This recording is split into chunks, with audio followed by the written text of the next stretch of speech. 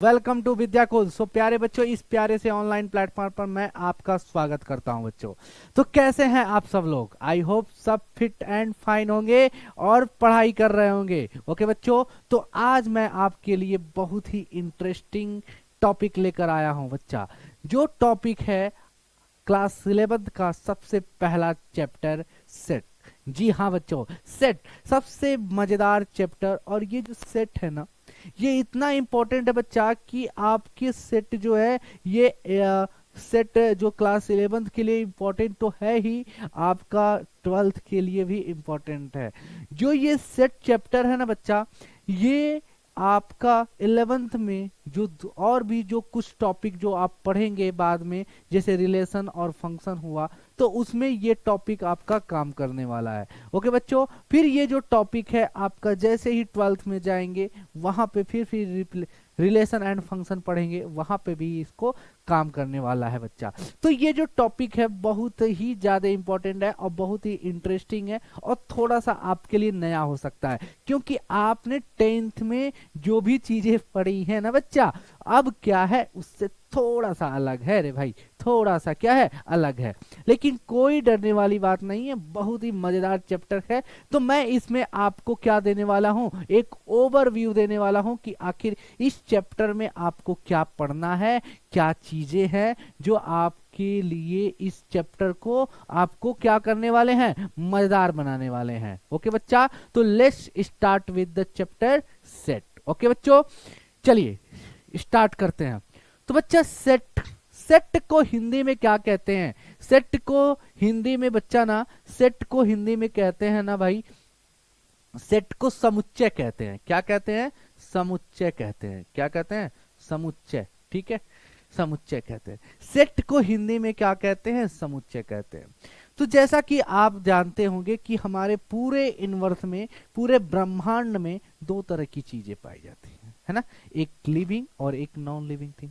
तो लिविंग और non living things जो भी होती हैं, तो ये क्या है, इनका एक पूरा का पूरा एक कलेक्शन, ठीक है, ही क्या कहलाता है, क्या होता है, सेट कहलाता है। यानी set is a well defined, not a collection, well defined collection, है ना बच्चा? तो यहाँ पे याद रखना है कि सेट जो होता है ये किसी भी वेल डिफाइंड क्या है, ऑब्जेक्ट का कलेक्शन होता है। सेट क्या होता है बच्चा ना, वेल डिफाइंड क्या है, कलेक्शन ऑफ ऑब्जेक्ट, यानी ऑब्जेक्ट का वेल डिफाइंड होता है, कलेक्शन ऑफ वेल डिफाइंड होता है। ठीक है, well defined collection of object. अब आता है कि एग्जाम्पल, इसके थोड़ा सा एग्जाम्पल से इसको रिलेट करते हैं बच्चों।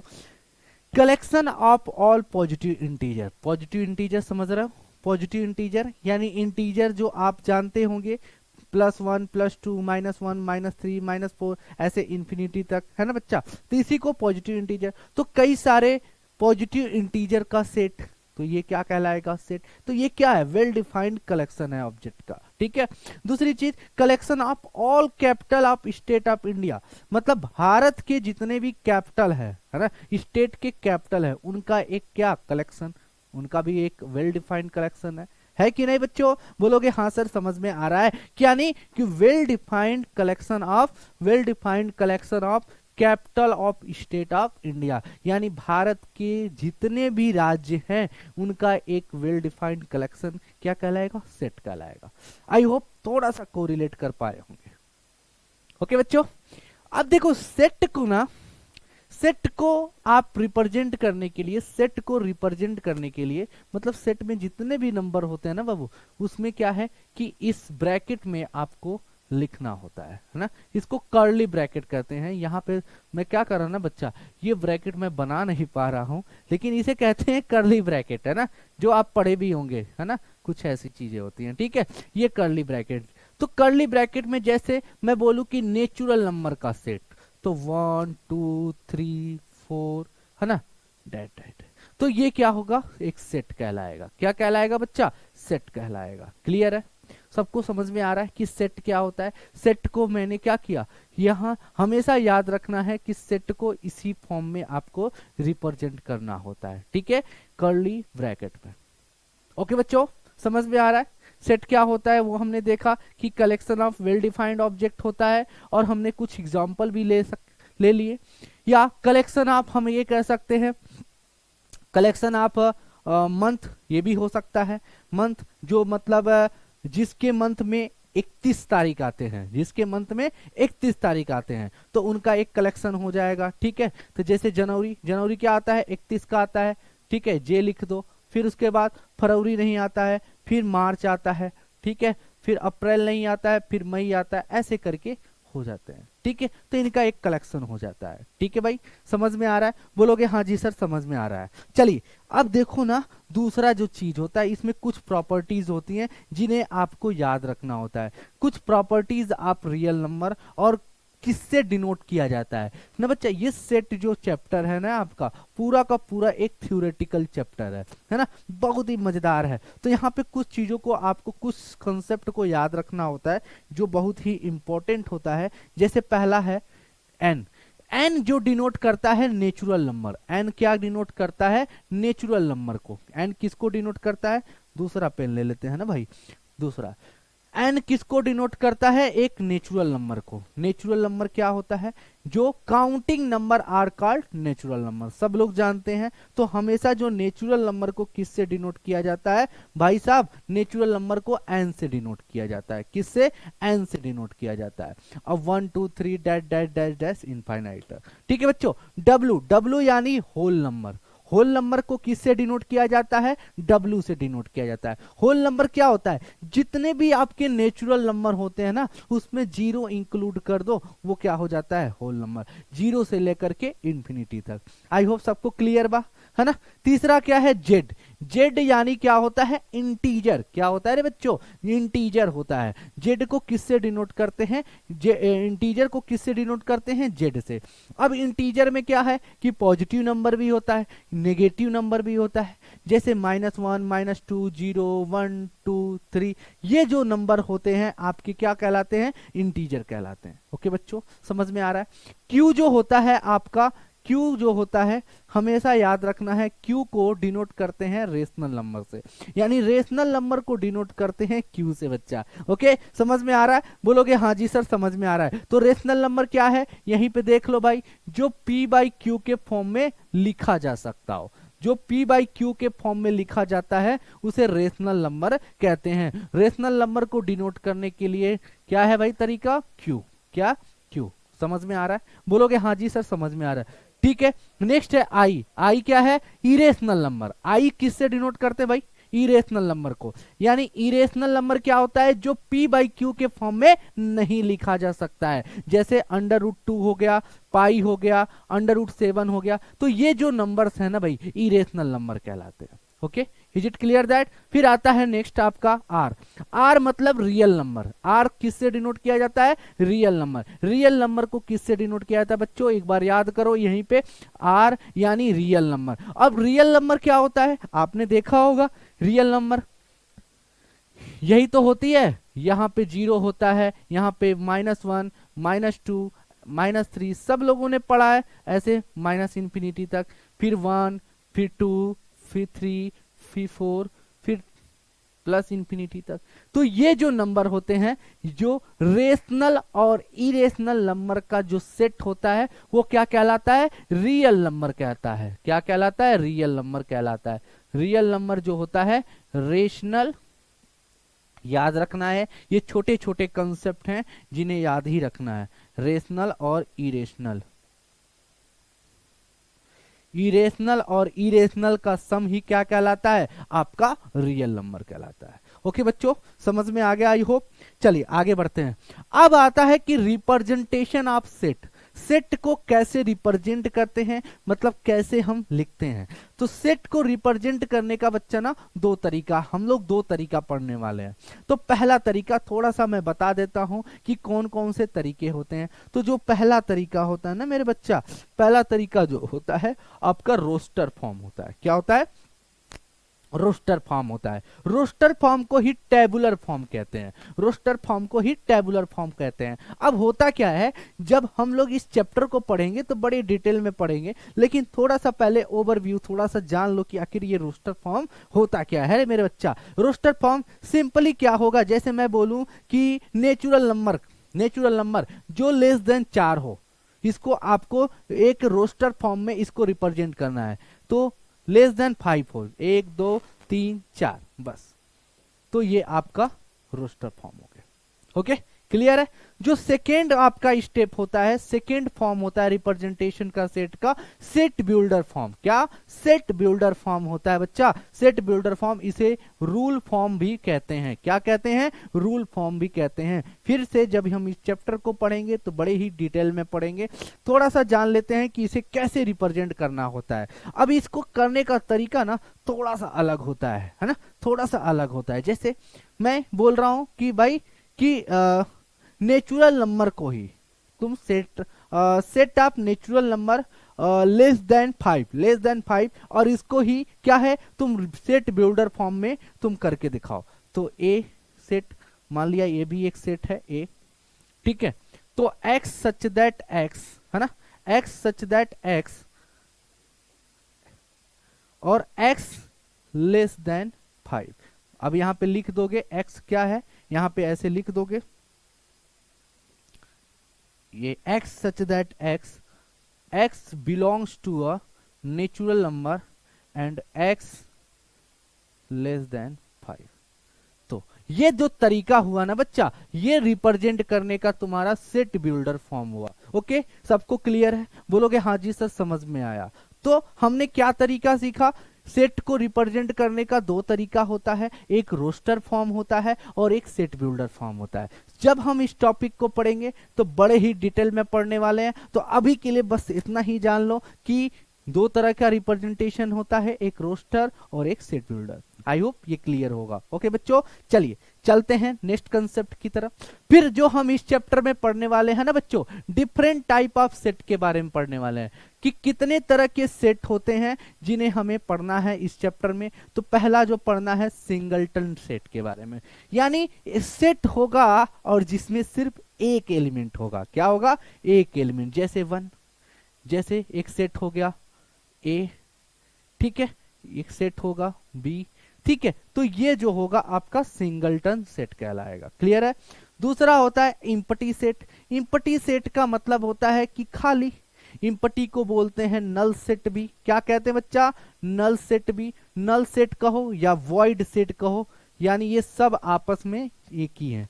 यानी इम्पटी सेट कहो या नल सेट कहो या वॉइड सेट कहो। तो दूसरा हमें यही पढ़ना है कि इम्पटी सेट क्या होता है, मतलब सेट जो होगा वो खाली होगा। क्या होगा कि रे भाई? खाली होगा। और इसको डिनोट करेंगे ऐसे, एक सिंबल फाई से। क्लियर है? सबको समझ में आ रहा है? जब इस चैप्टर को पढ़ेंगे तो हम टाइप ऑफ सेट को बेहतरीन तरीके से पढ़ेंगे। तो अभी समझ लो कि इस चैप्टर में हमें क्या पढ़ना है ना। तो इम्पटी सेट को पढ़ेंगे, फिर फाइनाइट सेट को पढ़ेंगे। सबसे ही समझ में आ रहा है, फाइनाइट की मतलब जिसकी कोई सीमा हो, फाइनाइट हो, है ना बच्चा? बोलोगे हाँ सर समझ में आ रहा है। चौथा जो पढ़ना है हमें इनफाइनाइट सेट के बारे में पढ़ना। इनफाइनाइट अनंत, समझ में आ रहा होगा, शब्द से ही समझ में आ रहा है इनफाइनाइट सेट। तो थोड़ा सा जब हम इसको डिटेल में पढ़ेंगे तो और मजा आने वाला है भाई। फिर आता है पांचवा इक्वल सेट। इक्वल सेट से ही समझ में आ रहा है कि दो सेट होगा, दोनों में क्या होगा? Equal set. जैसे मान लिया एक सेट है ए 1 2 3, एक सेट बी है वो लिखा है 2 3 1। तो ये जो सेट होंगे ना आपस में इक्वल होंगे, a is equal to B, तो इसे क्या कहा जाएगा? इक्वल सेट, है ना। तो दो सेट दिया होगा और दोनों आपस में इक्वल होंगे, इसे इक्वल सेट कहा जाता है। ओके बच्चों, नेक्स्ट हम पढ़ने वाले हैं इक्विवेलेंट सेट। इक्विवेलेंट क्या है? थोड़ा सा अलग है इक्वल सेट से। मतलब एक सेट मान लिया 1 2 3 दे दिया और एक सेट तुम्हें मान लो दे दिया a b c, तो ये आपका इक्विवेलेंट सेट होगा। क्यों? क्योंकि जितने नंबर ऑफ एलिमेंट इसमें है उतने नंबर ऑफ एलिमेंट इनमें भी है, चाहे वो अलग ही क्यों ना हो एलिमेंट, लेकिन नंबर ऑफ एलिमेंट इक्वल हैं, तो इसे कहेंगे इक्विवेलेंट सेट। जब हम इसको पढ़ेंगे डिटेल में पढ़ेंगे, है ना भाई। चलो फिर पढ़ेंगे हम लोग पावर सेट। इसमें पावर सेट क्या होता है, फिर सबसेट क्या होता है, डिसजॉइंट सेट क्या होता है। उसमें डिसजॉइंट सेट में हमने पढ़ेंगे कि कार्डिनल नंबर क्या होता है। कार्डिनल नंबर क्या होता है ऐसे ही जान लो। कार्डिनल सेट में जो भी मान लिया एक सेट दिया ए 1,2,3। तो इसमें जितने नंबर आप एलिमेंट होते हैं ना, उसी को कहते हैं कार्डिनल नंबर कहते हैं। ओके बच्चों, समझ में आ रहा है? बोलोगे हाँ जी सर समझ में आ रहा है, यानी कार्डिनल नंबर क्या होता है। ऐसे ही हम पढ़ने वाले हैं डिसजॉइंट सेट, है ना, कि एक सेट ए दिया होगा, एक सेट बी दिया होगा, है ना, उसमें हम डिसजॉइंट सेट कैसे पता करें। तो जब हम पढ़ेंगे इस टॉपिक को तो अच्छे से क्लियर करेंगे, है ना भाई। फिर पढ़ेंगे यूनिवर्सल सेट। यूनिवर्सल सेट क्या होता है ना भाई। तो इस तरह के टॉपिक को हम लोग कवर करने वाले हैं, ठीक है भाई। अब आता है कि कुछ सिंबल हैं, कुछ चीजें हैं जिन्हें आपको जानना जरूरी है भाई, है ना, अदरवाइज थोड़ा आपको दिक्कत हो सकती है, ठीक है भाई। पहला चीज, सेट को रिप्रेजेंट करने का मैंने आपको बताया, देखो दिख रहा है, बोलोगे नहीं सर दिख नहीं रहा है, विजिबल नहीं है सर, चलो ठीक है। अब विजिबल है, बोलोगे सर विजिबल है, बोलोगे नहीं सर। देखो सेट को रिप्रेजेंट करने का तरीका ये होता है, सिंबल सेट का ये होता है, ठीक है बच्चा। अब आता है यूनियन। ये जो सिंबल होता है ना, यूनियन का होता है, किसका, यूनियन का, यूनियन का सिंबल, इसे यूनियन कहते हैं। जैसे एक सेट ए दिया है, ए यूनियन बी, तो इसको पढ़ेंगे क्या, ए यूनियन बी। जैसे मान लो एक सेट ए दिया है 1,2 और एक सेट बी दिया है 3,4, है ना बच्चा। अब तुम्हें बताना है कि ए यूनियन बी क्या होगा। तो भाई कुछ नहीं, ए यूनियन बी पूछ रहा है ना बाबू, तो कुछ नहीं, जितने भी नंबर आप एलिमेंट है ना सबको जोड़ दो, यानी 1 2 3 4, तो ये आपका ए यूनियन बी हो जाता है, ठीक है। सबको समझ में आ रहा है। फिर हम लोग पढ़ने वाले हैं इंटरसेक्शन। क्या, इंटरसेक्शन। ये जो सिंबल होता है, ये जो सिंबल होता है ना, इसे कहते हैं इंटरसेक्शन। क्या कहते हैं, इंटरसेक्शन, इंटरसेक्शन। क्लियर हो रहा है। जैसे मान लो ए इंटरसेक्शन बी, अगर तुम्हें निकालना होता है तो इसका एक एग्जांपल लेते हैं। मान लिया एक सेट है 1,2, एक सेट बी लेते हैं, एक लेता है 2,3। तो ए इंटरसेक्शन बी का मतलब होता है कि जो भी कॉमन एलिमेंट होता है, जो भी कॉमन एलिमेंट होता है वही ए इंटरसेक्शन बी। तो 1,2 है, इसमें 2,3 है, तो कॉमन क्या है, 2 है, 2 कॉमन है, तो बस ये इंटरसेक्शन बी हो जाएगा। क्लियर है बच्चों, समझ में आ रहा है? बोलोगे हाँ जी सर समझ में आ रहा है। देखो ये जो एक सिंबल होता है, नेक्स्ट सिंबल हमारा होता है ये दिख रहा है आपको, बोलोगे नहीं सर समझ में नहीं आ रहा है। ये देखो ये जो सिंबल होता है ना, ये सबसेट का होता है। तो इसको जैसे मान लो एक सेट ए है, एक सेट बी है, तो इसे जो सिंबल आपको दिख रहा है ना, ये सबसेट का होता है। क्या होता है, सबसेट का। तो जब हम इसे डिटेल में पढ़ेंगे कि आखिर ये सबसेट होता क्या है, मैंने बताया ना सबसेट पढ़ने वाले हैं हम लोग, तो जब सबसेट पढ़ेंगे तो इसे अच्छे से पढ़ने वाले हैं। फिर होता है प्रॉपर सबसेट। फिर कहता है नॉट सबसेट। नॉट सबसेट में क्या होता है कि यही सिंबल होती है, बस इसमें से काट दिया गया, तो इसे बोलेंगे नॉट सबसेट। क्या बोलेंगे, नॉट सबसेट कहेंगे। क्या कहेंगे, नॉट सबसेट कहेंगे, ठीक है बच्चा। फिर आता है आपका बिलोंग्स टू। ये जो होता है आपका बिलोंग्स टू होता है। क्या होता है, बिलोंग्स टू। ये सिंबल जो होता है आपका बिलोंग्स टू से होता है, ठीक है बच्चा। क्लियर है आपको? बोलोगे हाँ सर समझ में आ रहा है, ठीक है। अब आता है ये जो सिंबल होता है 2 के पावर ए, ये पावर सेट को डिनोट करता है। किसका, पावर सेट को डिनोट करता है, ठीक है बच्चा। फिर आता है आपका सिंबल ये, मैंने आपको बताया इसे बोलते हैं फाई, और ये इम्पटी सेट को डिनोट करता है। इम्पटी सेट मैंने बताया अभी, ये इम्पटी सेट को डिनोट करता है। क्लियर है बच्चों? बोलोगे हाँ सर समझ में आ रहा है। फिर आता है नेक्स्ट आपका ये जो आपको ऐसे मान लो ऐसे सिंबल दे दिया, तो ये कार्डिनलिटी को शो करता है। क्या, कार्डिनलिटी। जब हम लोग पढ़ेंगे कार्डिनल नंबर तो उसमें हम लोग देखेंगे कार्डिनलिटी, ठीक है, कार्डिनलिटी को शो करता है ये, ठीक है बच्चा। क्लियर है? बोलोगे हाँ जी सर समझ में आ रहा है, ठीक है। अब नेक्स्ट सिंबल जो हम पढ़ने वाले हैं ऐसा कुछ होगा, तो n फैक्टोरियल, तो इसे पढ़ेंगे फैक्टोरियल। क्या बोलेंगे, फैक्टोरियल बोलते हैं। क्या बोलते हैं बच्चा, फैक्टोरियल बोलते हैं। तो क्या बच्चों, आई होप सबको समझ में आया होगा। तो इस चैप्टर का ये छोटा सा ये आपको क्या था, एक पूरा का पूरा ओवरव्यू था कि आखिर ये सेट चैप्टर क्या होता है, इसमें क्या पढ़ना होता है। तो फिर पढ़ेंगे हम लोग जब चैप्टर को पढ़ेंगे तो अच्छी तरह से पढ़ेंगे। तो आज के लिए इतना ही, फिर मिलेंगे ऐसे ही इंटरेस्टिंग वीडियो के साथ। Okay, thank you very much.